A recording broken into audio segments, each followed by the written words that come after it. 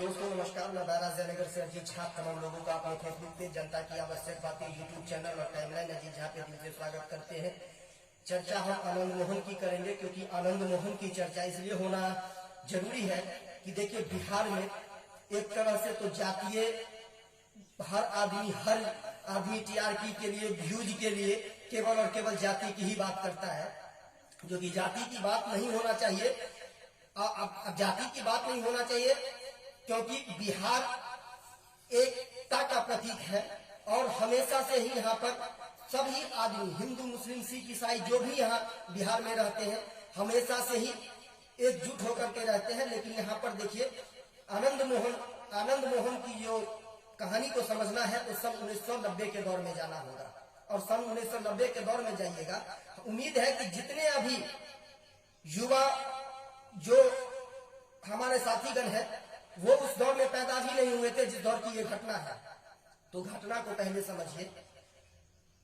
1990 का दौर था और बाहुबली आनंद मोहन सिंह है ये अपने चरम पर थे और उसी दौर में एक और नेता उभर रहा था जो अभी के गरीबों के मसीहा पप्पू यादव है। इन दोनों के बीच में राजनीतिक गहमा-गहमी थी। जैसे अभी आप देख रहे होंगे तेजस्वी यादव और बीजेपी के बीच में गहमा-गहमी है बिहार के अंदर, वैसे ही लेकिन आरजेडी से टिकट मिल जाता है आनंद मोहन सिंह को और निर्दलीय लड़ जाते हैं पप्पू यादव।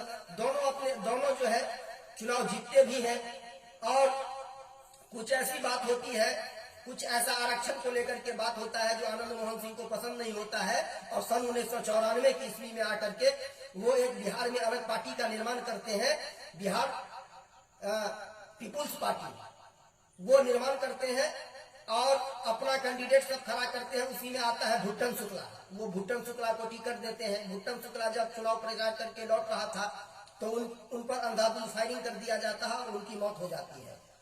जब इनको देखने के लिए 30 आदमी जाता है, आनंद मोहन सिंह की काफिला जाती है तो वहां से जी कृष्णा की गाड़ी गुजर रही थी जो गोपालगंज के डीएम थे और उसमें से भीड़ में से एक आदमी कहता है छुट्टन शुक्ला को, क्या देखते हो, मौत का बदला ले लो। और छुट्टन शुक्ला को कहता है मौत का बदला ले लो और वहां पर फायरिंग हो जाती है। मारा किसने, क्या था नहीं था आप समझना होगा। जैसे अभी आपको मनीष काश्यप के केस में देखने को मिल रहा है। तमिलनाडु वाला घटना फैलाया किसने, वीडियो किसने बनाया, कोई बात नहीं है, लेकिन मनीष काश्यप टारगेट में है।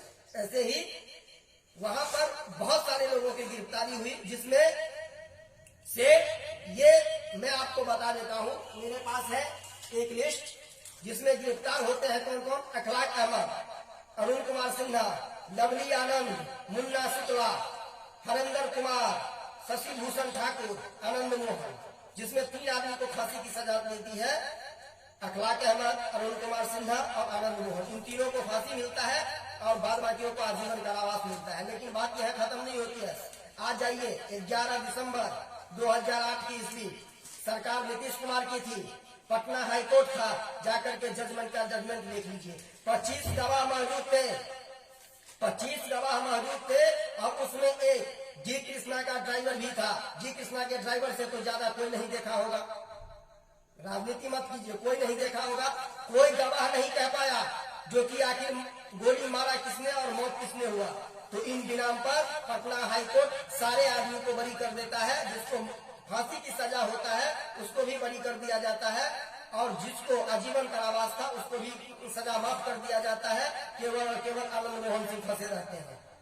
अब आप एक बात बताइए, अगर फांसी की सजा है तो सजा माफ कैसे होती है। और नीतीश कुमार की ही सरकार थी।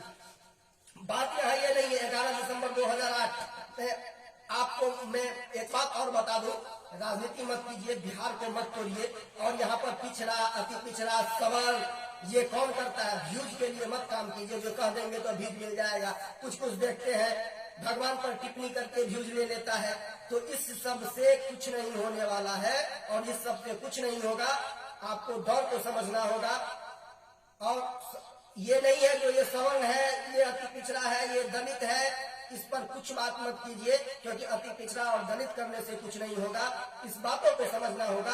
आखिर आखिर जी कृष्णा की मौत तो ही वो तो कहते रह गए जो मैं मुजफ्फरपुर का डीएम नहीं हूँ, मैं गोपालगंज का डीएम हूँ, मैं गोपालगंज का हूँ, फिर भी उस पर फायरिंग तो होती है। तय में जाना होगा और हकीकत को समझना होगा। और अभी आनंद मोहन सिंह पर इतनी टिप्पणी होती है राजपूत के वोट के, राजपूत कभी नीतीश कुमार को वोट नहीं करेगा। लाइए मैं लिख करके गारंटी दे देता हूँ, ये वोट की राजनीति नहीं है और न झूठ की राजनीति आप लोग कीजिए। मैं फिर आप लोगों के साथ रूबरू होता हूँ, लेकिन आप इसको घटना को समझना है तो सन 1990 के दौर में चले जाइए और 1990 के 94 के दौर में चले जाइए, जहाँ पर एक अति पिछड़ा के नेता उभर रहे थे जो अभी गरीबों के मसीहा है पप्पू यादव, और एक सवर्णों के नेता जो आनंद मोहन सिंह, और आनंद मोहन सिंह ऐसे उभर रहे थे जो सभी पार्टियों को खटक रहा था। और ये बहुत तो इनकी राजनीतिक करियर को ही समाप्त कर दिया गया। इस राजनीति को समझना होगा जैसे मनीष काश्यप के करियर को समाप्त करने की कोशिश की जा रही है। दोनों घटना को आप मिलाइए, आज के युवाओं समझेंगे। मैं फिर दूसरा वीडियो के साथ आप लोगों के साथ रूबरू होऊंगा। तब तक के लिए अपना और अपनों का ख्याल रखें।